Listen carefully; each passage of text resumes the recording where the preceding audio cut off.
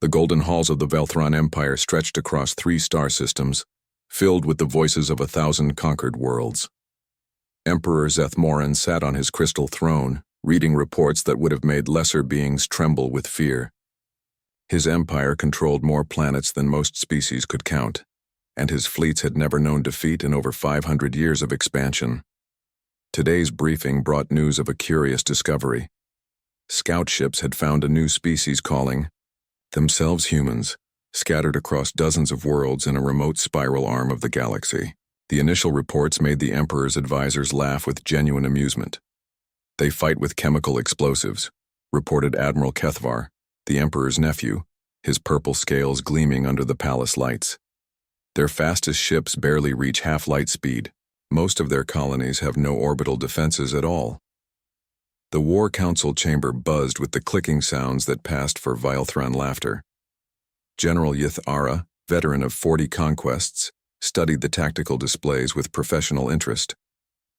Their largest warships appeared to be converted cargo vessels. We detected weapons that would have been obsolete in our grandfather's time. Emperor Zethmoran examined the holographic images of human settlements. The creatures looked soft and weak, with their pale skin and strange hair covering their heads. Their cities seemed chaotic, built without the mathematical precision that marked truly advanced civilizations. Their ships looked like metal scraps held together by desperation rather than proper engineering. "How many worlds do they control?" the Emperor asked. 47 confirmed colonies, possibly more," Admiral Kethvar replied. "But they're spread thin across nearly 200 light-years. No central command structure we can identify.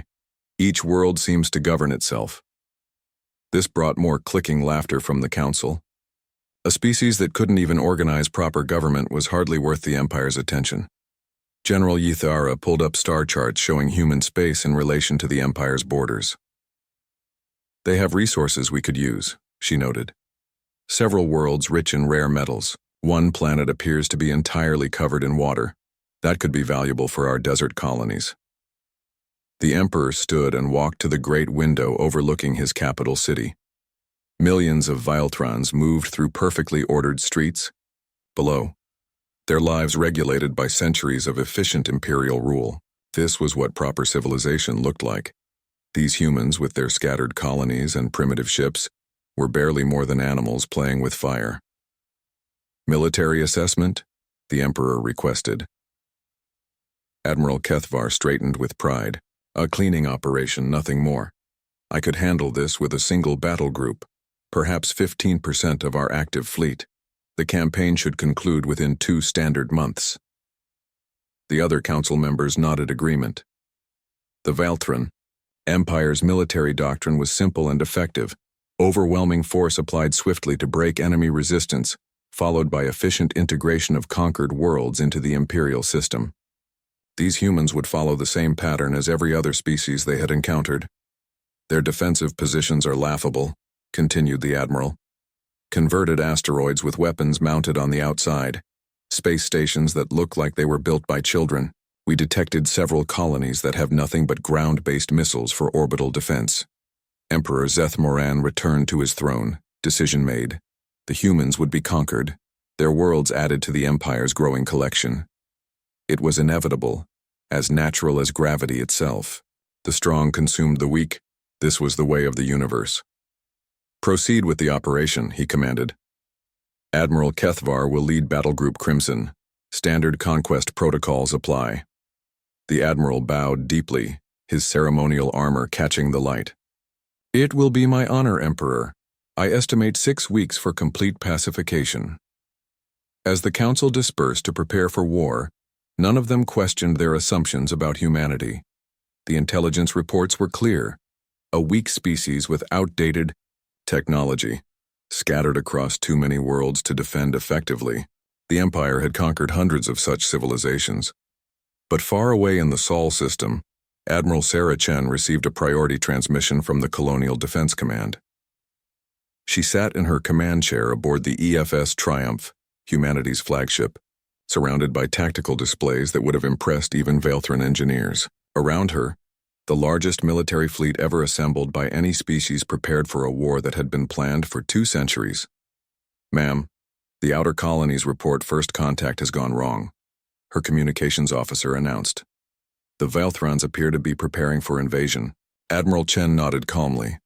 She was a small woman with gray hair and calm eyes that had seen more battles than most species fought in their entire history. Signal all colonial militias. Begin Phase 1 of Operation Long Game. Across human space, governors and militia commanders opened sealed orders that had been prepared generations ago. Every human colony knew their role in the plan. Every colonial defense ship understood their purpose. They would fight with everything they had, using every obsolete weapon and converted civilian vessel they could find. The Velthrons would see exactly what humanity wanted them to see. A weak species fighting desperately with primitive tools, throwing everything they had against an obviously superior enemy. They would witness human warships that were really mining vessels with weapons bolted on. They would capture human military bases that were actually civilian installations with defensive systems. What they would not see was Earth's real military. They would not discover the massive shipyards hidden in the asteroid belt, the weapons research facilities on the moons of Saturn, or the fleet of 10,000 warships that had never left the Sol system. They would not learn that every human colony was expendable, that every desperate last stand was carefully choreographed. The Velthran Empire believed they were about to conquer a weak species with inferior technology. They had no idea they were walking into the most sophisticated trap in galactic history. Admiral Chen studied the tactical displays showing the positions of humanity's real fleet. Ships that could travel faster than light in ways the Velthrons couldn't imagine. Weapons that could crack planets. Defensive systems that could withstand the combined firepower of entire fleets. "How long until they reach the outer colonies?" she asked. 3 weeks, ma'am. Then we wait. And we let them think they're winning. The die was cast. The Velthron Empire, masters of 1,000 worlds, had decided to go to war with humanity. They believed it would be their easiest conquest ever. They had no idea it would be their last. The first shots of the war echoed across the void between stars as Admiral Keithvar's battlegroup emerged from hyperspace at the edge of human territory. The Velthran fleet was a sight to inspire fear in any reasonable species. 200 warships arranged in perfect formation, their hulls gleaming with the dark metal that had crushed 1,000 worlds. What they found waiting for them was exactly what their intelligence reports had predicted. A handful of human ships, clearly converted from civilian vessels, hung in space like metal scarecrows. The largest human warship appeared to be a cargo hauler with missile pods welded to its sides. Several smaller vessels looked like mining ships with laser cutters pointed outward instead of down toward asteroids. "This is almost disappointing," Admiral Keithvar muttered from his command throne. The human defensive fleet numbered barely 30 ships, none of them larger than a Velthran escort vessel. "Open communications. Demand their surrender." The human response came quickly, broadcast on all frequencies in their crude but understandable language. "This is Captain Maria Santos of the Colonial Defense Force. You are in violation of human space. Turn back now or face the consequences." The bridge erupted in the clicking laughter that marked Velthran amusement. Captain Maria Santos commanded what looked like a modified passenger liner with weapons platforms stuck on like afterthoughts. The idea that such a vessel could threaten the Empire's finest warships was beyond ridiculous. "Destroy them," Admiral Keithvar ordered. The battle lasted 3 hours. It should have lasted 3 minutes, but the humans fought with a desperation that surprised even veteran Velthran commanders. They used every dirty trick in the book: ramming attacks, suicide runs, even crude nuclear weapons detonated at close range. When their ships were crippled, human crews would eject in small pods and try to board Velthran vessels with nothing but handheld weapons. It was primitive, brutal, and completely ineffective against superior technology. But it cost the Velthrans time and resources they hadn't expected to spend. "Casualties?" Admiral Keithvar asked as the last human ship exploded in a ball of radioactive fire. "Minimal, sir. 2 escorts damaged, 17 crew injured. No ships lost." The Admiral nodded with satisfaction, but something nagged at him. The humans had fought too well for such a primitive species. Their tactics were crude but showed surprising knowledge of Velthron ship design. Several of their attacks had targeted specific weak points that weren't supposed to be common knowledge. The second battle came 2 weeks later at a human mining colony. Again, the defenders threw everything they had into the fight: converted mining ships, orbital platforms that looked like they'd been built in someone's garage, and ground-based weapons that fired solid metal slugs into space. Again, the humans lost completely. But again, they made the Velthrons pay for every kilometer of space.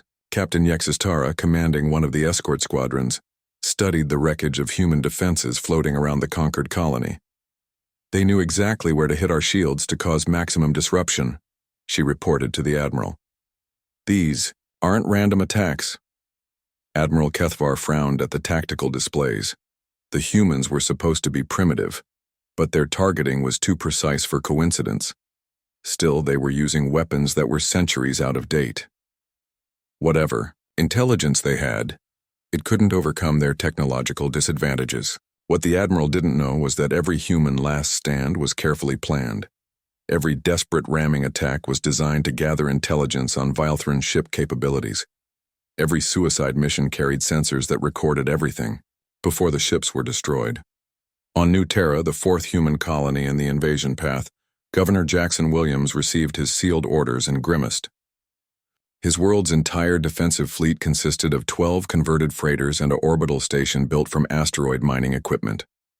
Against 200 Velthron warships, they wouldn't last an hour. But lasting wasn't the point. "All ships, this is Governor Williams," he broadcast to his tiny fleet. "Execute Defense Plan Omega. Make them pay for every second." The battle for New Terra lasted 8 hours. The humans used the planet's gravity well, its asteroid field, and even its moon as weapons in their desperate fight. They rigged civilian ships to explode when boarded, turned mining equipment into improvised mass drivers, and fought until their ammunition ran out. When it was over, the Velthrons had lost their first ship of the campaign, an escort that had been rammed by a human freighter carrying a nuclear reactor set to overload. 23 more Velthron vessels needed major repairs. Admiral Kethvar stared at the casualty reports with growing unease. The humans were supposed to be weak. This was supposed to be a cleaning operation. Yet his battle group had lost one ship and had dozens more damaged fighting enemies that should have been swept aside without effort. "Request reinforcements from the Empire," he ordered his communications officer. "Sir, the humans are barely a threat. Surely we can handle them with current forces." The Admiral's scales darkened with anger. "The humans are costing us more ships than projected. I won't return to the Emperor having failed due to inadequate preparation." Far away in the Sol system, Admiral Sarah Chen received reports of the battles from the few human ships that had escaped each engagement. Every colonial militia was following the plan perfectly, fighting just hard enough to seem dangerous while revealing carefully selected information about their true capabilities. "How many ships have we lost?" she asked her aide. 87 vessels across 4 engagements, ma'am. All converted civilian ships and colonial militia vessels as planned. Admiral Chen nodded sadly. Each lost ship represented crews who had volunteered for what everyone knew was a suicide mission. They were buying time and maintaining the deception with their lives. "And the Velthrons?" "One destroyer sunk 43 ships with significant damage. Their advance is slowing as they become more cautious." "Perfect. The plan was working exactly as designed. The Velthrons thought they were fighting humanity's real military and winning slowly against desperate resistance. They had no idea that every human ship they destroyed was exactly what it appeared to be: obsolete civilian vessels with weapons added as an afterthought. They had no idea that humanity's real navy had never left Earth's solar system. "Signal the Martian shipyards," Admiral Chen ordered. "Begin final preparations for Phase 2. Around Mars, in the shadow of humanity's second planet, massive construction facilities that had been building for 2 centuries began their final preparations. The ships emerging from those yards would have made Admiral Kethvar reconsider his entire understanding of military technology, but he would never see them, not until it was far too late. 6 months had passed since the war began, and Admiral Kethvar stood before a holographic map that showed the steady advance of his forces through human space. Red markers indicated conquered worlds, while blue dots marked the few remaining human colonies between his fleet and their apparent homeworld. The campaign had cost more than expected. His original battle group of 200 ships had been reinforced twice, bringing his total force to nearly 400 vessels. Casualties had been heavier than projected, 43 ships completely destroyed and over 100 requiring major repairs, but the humans were breaking. Latest intelligence report, Admiral, his aide announced, presenting a data crystal containing information gathered from captured human facilities. Kethvar studied the projections with satisfaction. Human resistance was becoming increasingly desperate. Their newest warships were little more than cargo containers with engines and weapons attached. Several colonies had been abandoned entirely, their populations fleeing deeper into human space aboard whatever vessels they could find. "They're running out of ships," General Yathara observed, reviewing the tactical data. "Our xenobiology teams estimate the human breeding cycle requires at least 18 years to produce new warriors. They cannot replace their losses quickly enough." The Admiral nodded. It was basic military mathematics. The humans had fought bravely with their primitive technology, but courage couldn't overcome simple resource limitations. Every ship they lost brought them closer to total defeat. On the capital world of the Valthran Empire, Emperor Zethmoran reviewed progress reports with growing satisfaction. The Senate had initially questioned the campaign's cost, but the steady stream of conquered human worlds had silenced critics. Archaeological teams were already studying captured human technology and cultural artifacts.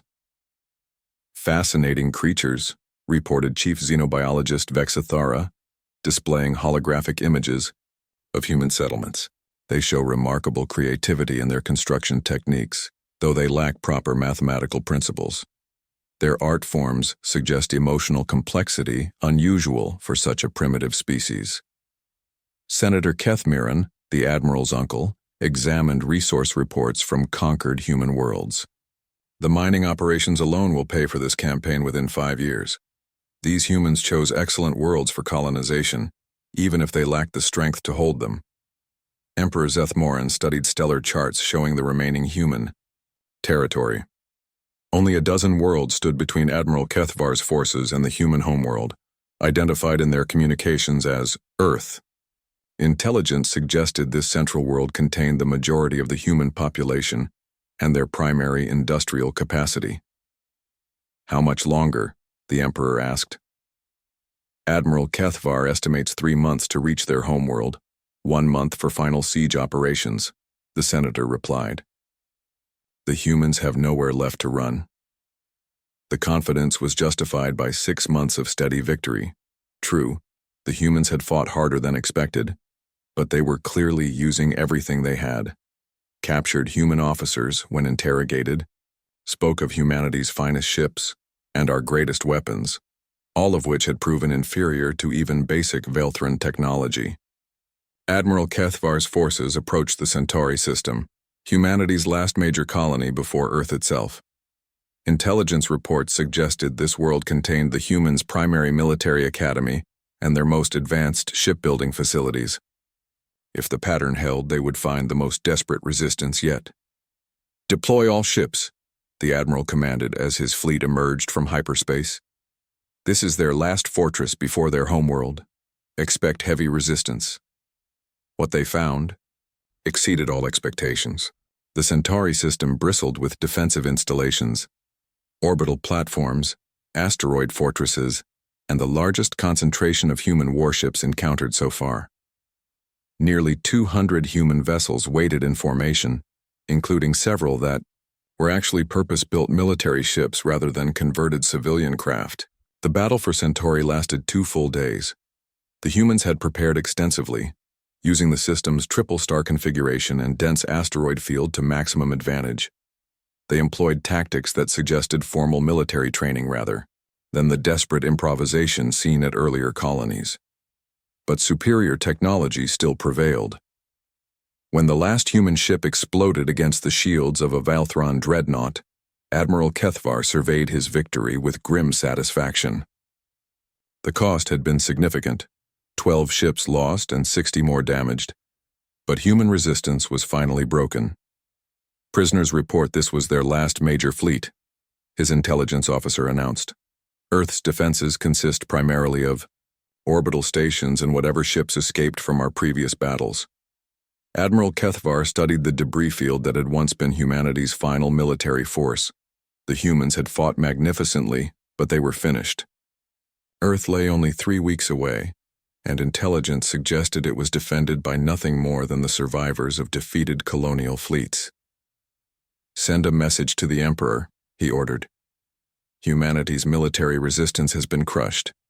We will reach their homeworld within the month." The message traveled across space to the golden halls of the Velthron Empire, where celebrations had already begun. Senator Kethmiran announced to the Senate that the human campaign was essentially complete, with only final cleanup operations remaining. "A worthy addition to the Empire," he declared to enthusiastic clicking from hundreds of assembled senators. 47 new worlds, rich resources, and a species that will serve the Empire well once properly integrated. Archaeological teams, prepared for deployment to Earth, eager to study the central world of this curious species that had fought so determinedly with such limited resources. Economic planners began calculating the value of human agricultural worlds. Military analysts started planning the integration of human space into existing Velthron defense networks. None of them questioned the intelligence reports. None of them wondered why such a primitive species had fought so effectively. None of them considered that they might have been seeing exactly what humanity wanted them to see. In the Sol system, Admiral Sarah Chen received word that the Centauri system had fallen according to plan. The colonial militia had performed magnificently, maintaining the illusion of desperate last stands while gathering final intelligence on Velthron fleet capabilities. "Signal all ships," she ordered from the bridge of the EFS Triumph. "Prepare. For Phase 3, the enemy will reach Sol perimeter in 18 days. Around her, displays showed the true scope of humanity's defensive preparations. The Sol system had been transformed into the most sophisticated military fortress in galactic history. Every planet, every moon, every significant asteroid had been converted into a weapons platform or defensive installation, and hidden throughout the system, powered down and invisible to conventional sensors, waited the real human fleet. 10,000 ships that had never been detected, never been reported, never been seen by any alien species. Ships that would make the Velthron Empire's finest vessels look like children's toys. The trap was ready. All they needed now was for the prey to walk into it. Admiral Kethvar's fleet emerged from hyperspace at the edge of the Sol system, expecting to find a broken civilization's final refuge. The intelligence reports had been clear. Earth was humanity's last stronghold, defended by whatever remained of their shattered colonial fleets and a few orbital stations. What his sensors detected instead made him question whether his navigation systems had malfunctioned. The Sol system was not the primitive homeworld of a defeated species. It was the most heavily fortified star system in known galactic history. Every planet was surrounded by rings of defensive platforms that dwarfed anything in Velthron space. Massive installations floated in the asteroid belt, each one larger than the Empire's greatest space stations. And the ships, by all the ancient gods of Velthron, the ships. "Tactical report," Admiral Kethvar demanded, his voice tight with disbelief. "Sir, our sensors are detecting." His tactical officer paused, rechecking his displays. "Over 10,000 individual spacecraft, sizes ranging from escort class to..." He paused again. "Sir, some of these vessels are reading as larger than our dreadnoughts. Much larger." The Admiral stared at the holographic display showing the Sol system. This was impossible. For 6 months, his forces had been fighting humanity's military. They had captured human officers who spoke of their finest ships and greatest weapons. Every engagement had proven human technological inferiority. Yet here, spread across the inner system like a constellation of deadly stars, was a fleet that outnumbered his forces 25-1. Ships whose energy signatures suggested power levels that shouldn't be possible. Defensive installations that made Valthran fortress worlds look like primitive camps. "Communications incoming, sir," reported his signals officer. "All frequencies." "It's in perfect Valthran." Admiral Kethvar straightened in his command chair, trying to process what he was seeing while maintaining the dignity of his rank. "Put it through." The voice that filled the bridge was calm, professional, and utterly confident. It belonged to a human female, speaking Valthran with an accent that suggested decades of study. "This is Admiral Sarah Chen of the Earth Defense Force. Welcome to Sol, Admiral Kethvar. You've been fighting our farmers and miners for the past 6 months. Would you like to meet our military?" The bridge fell silent except for the hum of ship systems. Admiral Kethvar felt his scales shift color with the shock of true understanding. The humans they had been fighting, the desperate colonial militias, the converted cargo ships, the obsolete weapons, none of it had been humanity's real military. "Impossible," General Yathara whispered from her position at the tactical station. "Our intelligence reports, the captured officers, they all confirmed these were their military vessels." Admiral Chen's voice continued with the patience of someone explaining simple facts to a child. "Your intelligence was accurate, Admiral. Those were our colonial defense forces, volunteers from mining worlds and farming colonies, flying whatever ships they could convert or repair. They did their jobs magnificently." The Admiral's tactical displays updated as more human ships decloaked throughout the system. Vessels that had been invisible to his sensors suddenly appeared, their stealth technology beyond anything the Empire had imagined possible. The 10,000 ships his officers had detected became 15,000, then 20,000. "Your colonial forces fought bravely," Admiral Chen continued. "They provided excellent intelligence on your fleet capabilities, your tactics, your technology. We learned a great deal from those engagements." Admiral Kethvar finally found his voice. "You sacrificed your own colonies, your own people. We prepared them. Every colonial governor knew the plan. Every militia captain understood their role. They volunteered to buy us time and maintain operational security." There was sadness in the human's voice, but no regret. "Freedom requires sacrifice, Admiral. Our colonies made that sacrifice willingly." The scope of the deception was staggering. For 6 months, the Valthran Empire had been fighting what they believed was humanity's military, while the real human fleet remained hidden in their home system. Every battle, every victory, every intelligence report had been carefully orchestrated to maintain the illusion of human weakness. "Sir," his sensor officer announced, his voice shaking, "I'm reading massive energy signatures throughout the system. These installations, they're not just defensive platforms, they're weapons, planet-killing weapons." Admiral Kethvar studied the tactical displays with growing horror. The asteroid belt wasn't just fortified, it had been converted into a massive weapons platform. The moons of Jupiter weren't just bases, they were artillery platforms capable of cracking planets. Even the space around Earth itself bristled with defensive systems that could destroy entire fleets. "How long?" he asked quietly. "Sir? How long have you been preparing for this?" Admiral Chen's answer came without hesitation. 237 years, Admiral. Since the day we first detected evidence of interstellar civilizations. We knew this day would come eventually. We knew someone would try to conquer us. We prepared accordingly." The human had just revealed that their entire civilization had spent over 2 centuries preparing for this single moment. Every technological advancement, every military innovation, every strategic decision had been made with this day in mind. "Your fleet is impressive, Admiral," Admiral Chen continued. 400 ships of the line, excellent construction, proven, weapons systems. Under normal circumstances, you could conquer most civilizations with such a force. The Admiral's communications officer looked at him with desperate eyes.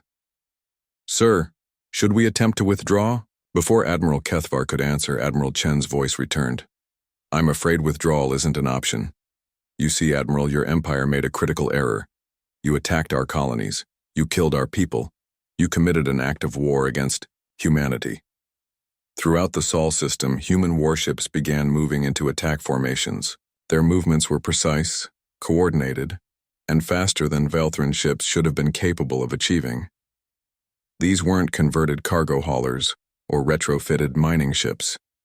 These were purpose-built instruments of war, designed and constructed by a civilization that had spent centuries preparing for galactic conflict. "I'm going to give you one opportunity, Admiral," Admiral Chen said.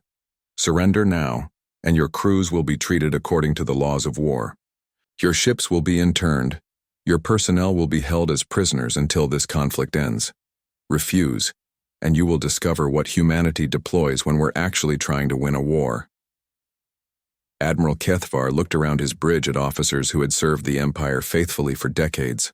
Veterans of dozens of campaigns, conquerors of worlds, they now faced an enemy that had revealed itself to be everything the Empire was not: patient, prepared, and utterly committed to victory. "Sir?" General Yathara asked quietly. "Your orders?" The Admiral stared at the tactical displays showing 25,000 human warships moving into attack positions. Ships whose technology appeared to be centuries ahead of Velthran capabilities. Weapons that could destroy planets. An enemy that had sacrificed entire worlds just to maintain the element of surprise. For the first time in his military career, Admiral Kethvar of the Velthran Empire faced an enemy that he could not defeat. Admiral Kethvar's response to humanity's ultimatum came in the form of plasma fire. Pride, duty, and 2 centuries of Velthran military tradition would not allow surrender to what had been considered a primitive species.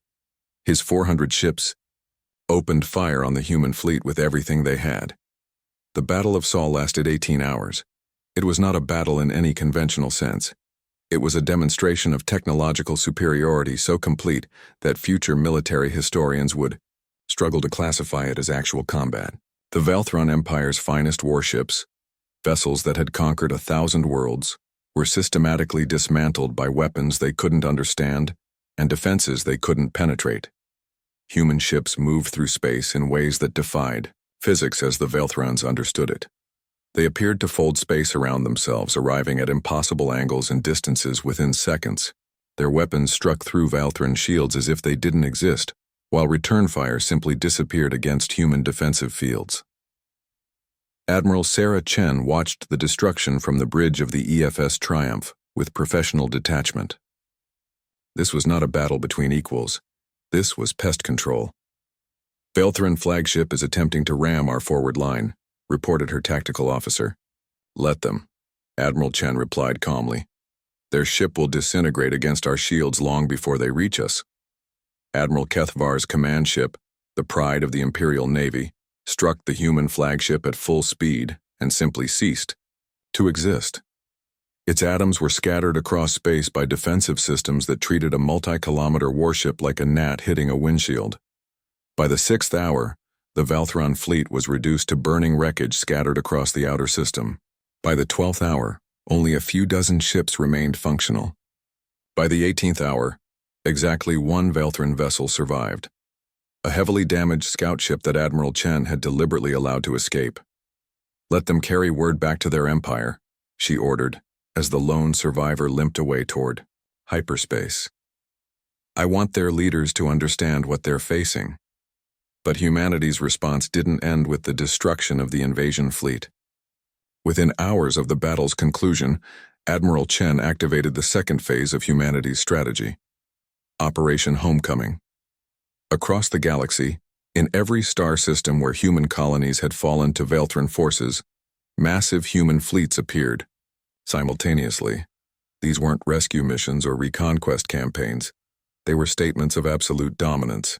At New Terra, where Governor Williams had died defending his converted mining station, a human battle group materialized in perfect formation around the Velthran occupation force. The alien garrison, consisting of 20 ships and several thousand ground troops, surrendered without firing a shot. At Centauri, where humanity's last major fleet had been destroyed 3 weeks earlier, 300 human warships emerged from hyperspace. The Vaelthron archaeological team studying human ruins found themselves prisoners in less than an hour. The pattern repeated at every conquered human world. Overwhelming force applied with surgical precision, Vaelthron garrisons offered surrender, or destruction, human colonies liberated within days of the Sol System battle. Emperor Zethmoran received reports of these simultaneous defeats while sitting on his crystal throne, trying to process information that challenged everything he thought he knew about the nature of power in the galaxy.